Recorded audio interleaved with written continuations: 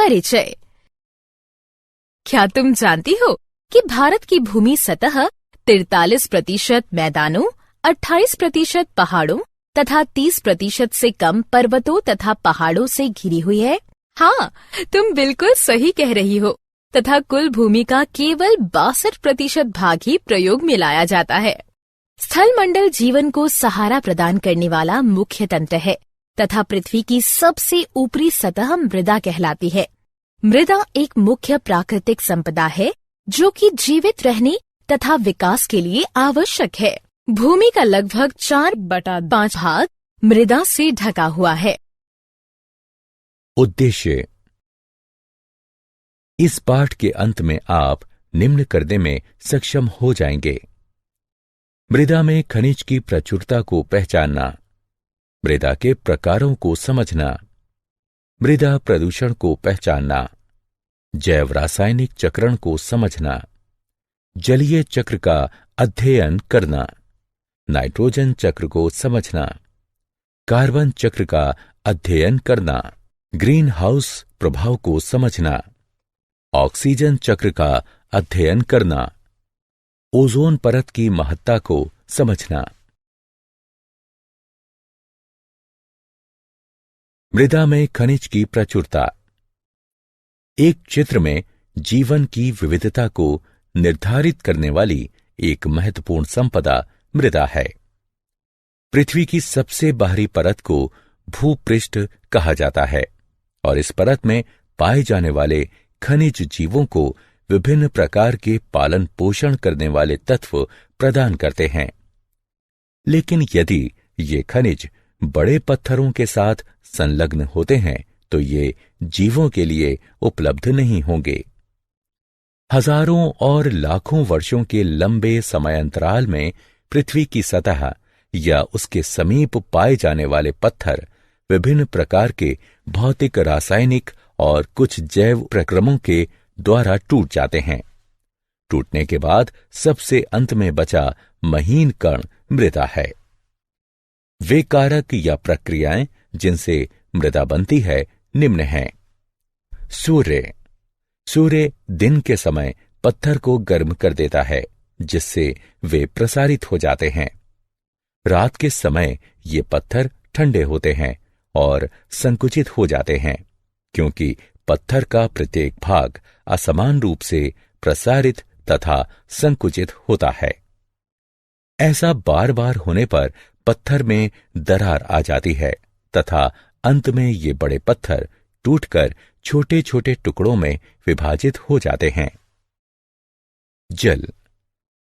जल मृदा के निर्माण में दो प्रकार से सहायता करता है। पहला, सूर्य के ताप से बने पत्थरों की दरार में जल जा सकता है। यदि यह जल बाद में जम जाता है तो यह दरार को और अधिक चौड़ा करेगा। दूसरा, बहता हुआ जल कठोर पत्थरों को भी तोड़ फोड़ देता है। तेज गति के साथ बहता हुआ जल प्रायः अपने साथ बड़े और छोटे पत्थरों को बहाकर ले जाता है। ये पत्थर दूसरे पत्थरों के साथ टकराकर छोटे छोटे कणों में बदल जाते हैं। जल पत्थरों के इन कणों को अपने साथ ले जाता है और आगे निक्षेपित कर देता है। वायु। जिस प्रकार जल में पत्थर एक दूसरे से टकराने के कारण टूटते हैं, उसी प्रकार तेज हवाएं भी पत्थरों को तोड़ देती हैं। वायु जल की ही तरह बालू को एक स्थान से दूसरे स्थान तक ले जाती है।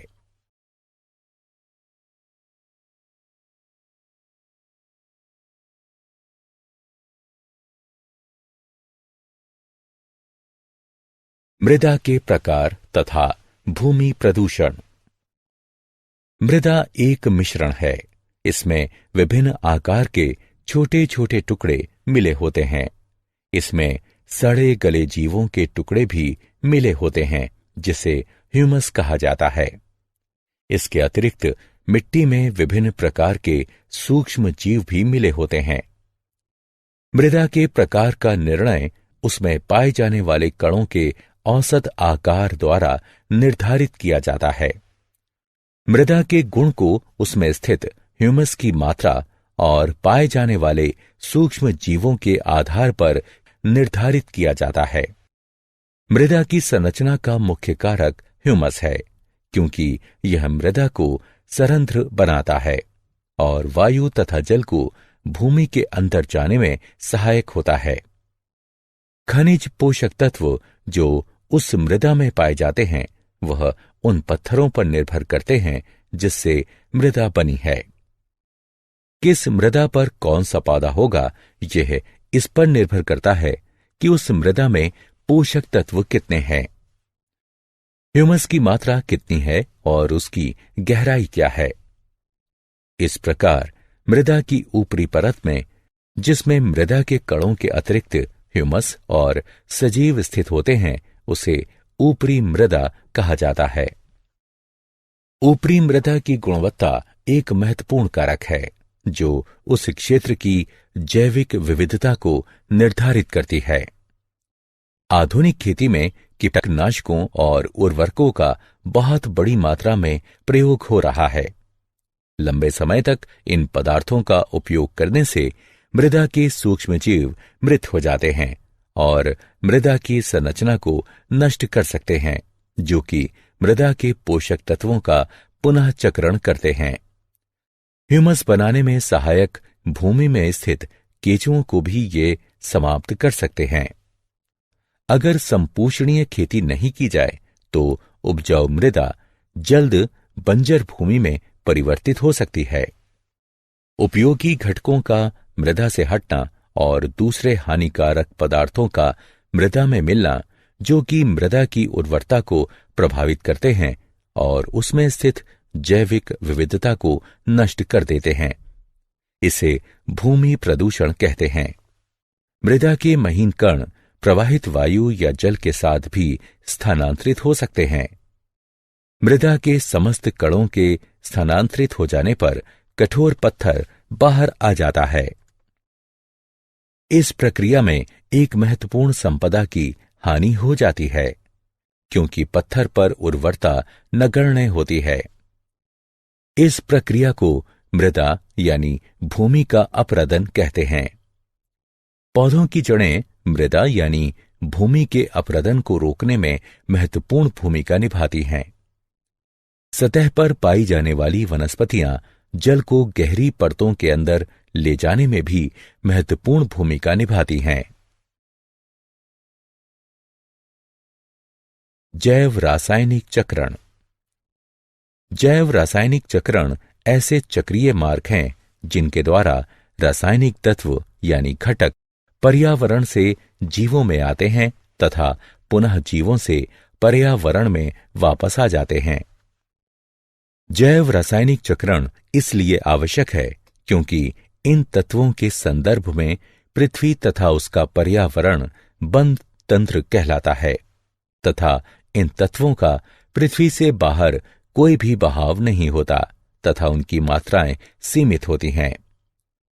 जैव रासायनिक चक्रण मुख्यतः दो प्रकार का होता है, गैसीय चक्रण और अवसाद चक्रण। जलीय चक्र। हम जानते हैं कि जलीय भागों से जल के वाष्पीकरण और फिर उस जल वाष्प के संघनित होने के कारण वर्षा होती है, लेकिन इस लगातार संघनन प्रक्रिया के बाद भी हमने समुद्रों और महासागरों को सूखते हुए कभी नहीं देखा है। इसलिए हमारे मस्तिष्क में यह प्रश्न उठता है कि किस प्रकार यह जल इन जलीय भागों में वापस आ जाता है। इस प्रश्न का उत्तर यह है कि पूरी प्रक्रिया को, जिसके द्वारा जल जलवाष्प बनता है और वर्षा के रूप में सतह पर गिरता है और फिर नदियों के द्वारा समुद्र में पहुंच जाता है, इसे ही जलीय चक्र कहते हैं। ये सारा जल जो पृथ्वी पर गिरता है तुरंत समुद्र में वापस नहीं चला जाता है।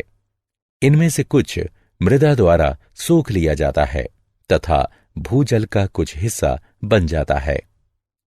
कुछ भूजल झरनों के द्वारा सतह पर आ जाता है या हम कूपों और नलकूपों के माध्यम से इसे अपने प्रयोग के लिए सतह पर लाते हैं। पानी विभिन्न प्रक्रियाओं के लिए स्थलीय जानवरों और पौधों द्वारा भी प्रयोग किया जाता है, और आप जानते ही हैं कि पानी पदार्थों की एक बड़ी संख्या को घोलने में सक्षम होता है।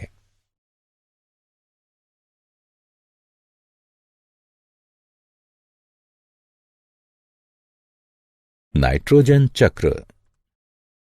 हमारे वायुमंडल का 78% भाग नाइट्रोजन गैस बनाती है तथा यह गैस जीवन के लिए आवश्यक अनेक अणुओं जैसे प्रोटीन, न्यूक्लियक अम्ल यानी डीएनए और आरएनए तथा कुछ विटामिनों का भाग है। नाइट्रोजन एल्केलाइड तथा यूरिया में भी पाई जाती है। नाइट्रोजन सभी जीव रूपों के लिए एक आवश्यक पोषक है।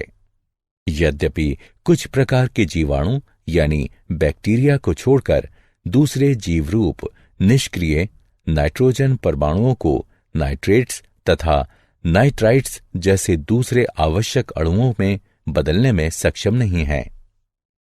नाइट्रोजन स्थिरीकरण करने वाले ये जीवाणु या तो स्वतंत्र रूप से रहते हैं या द्विबीजपत्री पौधों की कुछ स्पीशीज के साथ पाए जाते हैं। साधारणतः ये नाइट्रोजन को स्थिर करने वाले जीवाणु फलीदार पौधों की जड़ों में एक विशेष प्रकार की संरचना यानी मूल ग्रंथिका में पाए जाते हैं। इन जीवाणु के अलावा नाइट्रोजन परमाणु नाइट्रेट्स तथा नाइट्राइट्स में भौतिक क्रियाओं के द्वारा बदलते हैं। बिजली चमकने के समय वायु में पैदा हुआ उच्च ताप तथा दाब नाइट्रोजन को नाइट्रोजन के ऑक्साइड में बदल देता है। यह ऑक्साइड जल में घुलकर नाइट्रिक तथा नाइट्रस अम्ल बनाते हैं और वर्षा के साथ भूमि की सतह पर गिरते हैं तथा इसका उपयोग विभिन्न जीव रूपों द्वारा किया जाता है। सामान्यतः पौधे नाइट्रेट्स तथा नाइट्राइट्स को ग्रहण करते हैं तथा उन्हें अमीनो अम्ल में बदल देते हैं, जिनका उपयोग प्रोटीन बनाने में होता है। कुछ दूसरे जैव रासायनिक विकल्प हैं जिनका प्रयोग नाइट्रोजन वाले दूसरे जटिल यौगिकों को बनाने में होता है। ये प्रोटीन और अन्य जटिल यौगिक जंतुओं द्वारा खपत की जाती है। जब जंतु या पौधों की मृत्यु हो जाती है तो मिट्टी में मौजूद अन्य जीवाणु विभिन्न यौगिकों में स्थित नाइट्रोजन को नाइट्रेट्स तथा नाइट्राइट्स में बदल देते हैं। अन्य तरह के बैक्टीरिया इन नाइट्रेट्स तथा नाइट्राइट्स को नाइट्रोजन तत्व में बदल देते हैं। इसी प्रकार प्रकृति में एक नाइट्रोजन चक्र होता है जिसमें नाइट्रोजन वायुमंडल में अपने मूल रूप से गुजरता हुआ मृदा और जल में साधारण परमाणु के रूप में बदलता है तथा जीवित प्राणियों में और अधिक जटिल यौगिक के रूप में बदल जाता है। फिर यह साधारण परमाणु के रूप में वायुमंडल में वापस आ जाता है। कार्बन चक्र। कार्बन पृथ्वी पर बहुत सारी अवस्थाओं में पाया जाता है। ये अपने मूल रूप में हीरा और ग्रेफाइट में पाया जाता है। यौगिक के रूप में यह वायुमंडल में कार्बन डाइऑक्साइड के रूप में विभिन्न प्रकार के खनिजों में कार्बोनेट और हाइड्रोजन कार्बोनेट के रूप में पाया जाता है, जबकि सभी जीव रूप कार्बन आधारित अणुओं जैसे प्रोटीन, कार्बोहाइड्रेट्स, वसा, न्यूक्लिक अम्ल और विटामिन पर आधारित होते हैं। बहुत सारे जंतुओं के बाहरी और भीतरी कंकाल भी कार्बोनेट लवणों से बने होते हैं। प्रकाश संश्लेषण की क्रिया जो सूर्य की उपस्थिति में उन सभी पौधों में होती है जिनमें कि क्लोरोफिल होता है, इस मूल क्रिया द्वारा कार्बन जीवन के विभिन्न प्रकारों में समाविष्ट होता है।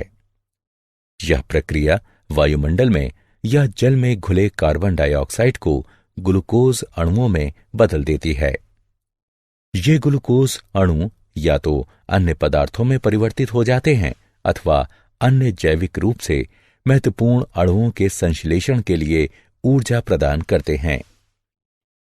जीवित प्राणियों को ऊर्जा प्रदान करने की प्रक्रिया में ग्लूकोज का उपयोग होता है। श्वसन की क्रिया द्वारा ग्लूकोज को कार्बन डाइऑक्साइड में बदलने के लिए ऑक्सीजन का प्रयोग हो भी सकता है और नहीं भी। यह कार्बन डाइऑक्साइड वायुमंडल में वापस चली जाती है। दहन की क्रिया, जहां ईंधन का उपयोग खाना पकाने, गर्म करने, यातायात और उद्योगों में होता है, उसके द्वारा वायुमंडल में कार्बन डाइऑक्साइड का प्रवेश होता है। वास्तव में जब से औद्योगिक क्रांति हुई है और मानव ने बहुत बड़े पैमाने पर जीवाश्म ईंधनों को जलाना शुरू किया है, तब से वायुमंडल में कार्बन डाइऑक्साइड की मात्रा दुगनी हो गई है। ग्रीन हाउस प्रभाव।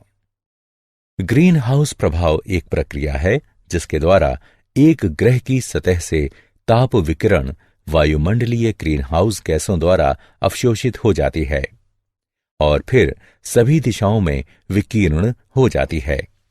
उसके बाद विकिरण का कुछ भाग पुनः सतह की ओर वापस आ जाता है। ऊर्जा सतह और निचले वायुमंडल में स्थानांतरित हो जाती है। यदि सौर विकिरण द्वारा प्रत्यक्ष गर्मी केवल ऊष्मीय प्रक्रिया थी, तो परिणाम स्वरूप वहां तापमान अधिकतम होगा। वायुमंडल में विद्यमान कार्बन डाइऑक्साइड में वृद्धि से वायुमंडल में ऊष्मा की वृद्धि होती है तथा वैश्विक ऊष्मीकरण ग्लोबल वार्मिंग को बढ़ावा देती है। वैश्विक ऊष्मीकरण यानी ग्लोबल वार्मिंग के कारण समुद्र के स्तर तथा वैश्विक तापमान में वृद्धि होती है। यह कृषि पर भी प्रतिकूल प्रभाव डालती है तथा तूफान, चक्रवात और बाढ़ की संभावना को बढ़ावा देती है। तापमान और आर्द्रता में वृद्धि के कारण रोग में वृद्धि हो सकती है।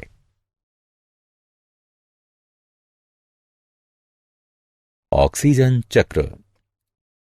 ऑक्सीजन की मात्रा मूल रूप में वायुमंडल में लगभग 21% है। यह बड़े पैमाने पर पृथ्वी के पटल में यौगिक के रूप में तथा वायु में कार्बन डाइऑक्साइड के रूप में भी पाई जाती है। पृथ्वी के पटल में यह धातुओं तथा सिलिकॉन के ऑक्साइडों के रूप में पाई जाती है। यह कार्बोनेट, सल्फेट, नाइट्रेट तथा अन्य खनिजों के रूप में भी पाई जाती है। यह जैविक अणुओं जैसे कार्बोहाइड्रेट्स, प्रोटीन, न्यूक्लिक अम्ल और वसा अथवा लिपिड का भी एक आवश्यक घटक है। ऑक्सीजन चक्र वायुमंडल में ऑक्सीजन की मात्रा को संतुलित रखता है। वायुमंडल में ऑक्सीजन का उपयोग 3 प्रक्रियाओं में होता है, जिनके नाम हैं श्वसन, दहन तथा नाइट्रोजन के ऑक्साइड के निर्माण में। केवल एक प्रमुख प्रक्रिया द्वारा ही ऑक्सीजन पुनः वातावरण में लाई जाती है। वह प्रक्रिया प्रकाश संश्लेषण है। ओजोन परत। ऑक्सीजन सामान्यतः एक द्विपरमाणविक अणु के रूप में पाई जाती है। यद्यपि वायुमंडल के ऊपरी भाग में ऑक्सीजन के 3 परमाणु वाले अणु भी पाए जाते हैं। इसका सूत्र O3 होता है तथा इसे ओजोन कहते हैं। ऑक्सीजन के सामान्य द्विपरमाणविक अणु के विपरीत ओजोन विषैला होता है। हम भाग्यशाली हैं कि ओजोन पृथ्वी की सतह के नजदीक स्थिर नहीं रह पाता है। यह सूर्य से आने वाले हानिकारक विकिरणों को अवशोषित करती है। इस प्रकार ये उन हानिकारक विकिरणों को पृथ्वी की सतह पर पहुंचने से रोकती है, जो कि कई जीव रूपों को हानि पहुंचा सकते हैं। हाल ही में ये पता चला है कि ओजोन परत का ह्रास होता जा रहा है। मनुष्य के द्वारा बनाए गए विभिन्न प्रकार के यौगिक जैसे क्लोरोफ्लोरोकार्बन यानी CFC वायुमंडल में स्थित अवस्था में उपस्थित हो जाते हैं। CFC यानी क्लोरीन तथा फ्लोरीन युक्त कार्बन यौगिक हैं। ये बहुत स्थायी होते हैं तथा किसी जैव प्रक्रिया द्वारा भी विघटित नहीं होते हैं। एक बार जब वे ओजोन परत के समीप पहुंचते हैं, वे ओजोन अणुओं के साथ प्रतिक्रिया करते हैं। इसके परिणाम स्वरूप ओजोन की परत में कमी आई और हाल ही में अंटार्कटिका के ऊपर ओजोन परत में छिद्र पाया गया। ओजोन परत के और भी अधिक क्षीण होने के कारण पृथ्वी पर जीवन पर पड़ने वाले प्रभावों के विषय में कल्पना करना भी कठिन है। अतः बहुत लोगों के विचार में ओजोन की परत के क्षीण होने की प्रक्रिया को रोकने के प्रयास आवश्यक हैं। अतः लोगों को ओजोन परत के भविष्य में होने वाले क्षय को रोकने के लिए प्रतिबद्ध होना चाहिए। क्या आप जानते हैं, पिछले कुछ दशकों से प्रत्येक वर्ष दक्षिणी हेमिस्फीयर शीत के दौरान क्लोरीन तथा ब्रोमीन की रासायनिक अभिक्रियाओं से दक्षिणी ध्रुवीय भाग में ओजोन परत का क्षय काफी तेजी से हो रहा है। इस क्षय वाले भाग को ओजोन छिद्र कहते हैं। ओजोन छिद्र का आकार नक्शे के कुल ओजोन कॉलम को मापकर किया जाता है। पृथ्वी के क्षेत्र से यह गणना की गई है कि यह 220 डॉप्सन इकाइयों के एक निरंतर मान के साथ एक रेखा द्वारा घिरा है। ऐतिहासिक परीक्षणों में 1979 से पूर्व अंटार्कटिका के ऊपर जब ओजोन का मान 220 डॉप्सन इकाइयों से कम पाया गया, तब से 220 डॉप्सन इकाइयों का मान निर्धारित किया गया। इसके अलावा अंटार्कटिका के ऊपर प्रत्यक्ष मापन से 220 डॉप्सन इकाइयों से कम एक ओजोन स्तर कॉलम क्लोरीन और ब्रोमीन यौगिकों द्वारा ओजोन हानि का एक परिणाम है। सारांश। आइए हमने जो कुछ सीखा है उसे संक्षेप में दोहराएं। विभिन्न प्रकार के पोषक तत्व चक्रीय रूपों से पुनः उपयोग किए जाते हैं। इस कारण जैवमंडल के विभिन्न घटकों में एक निश्चित संतुलन स्थापित होता है। वायु, जल तथा मृदा का प्रदूषण जीवन की गुणवत्ता और जैव विविधताओं को हानि पहुंचाता है।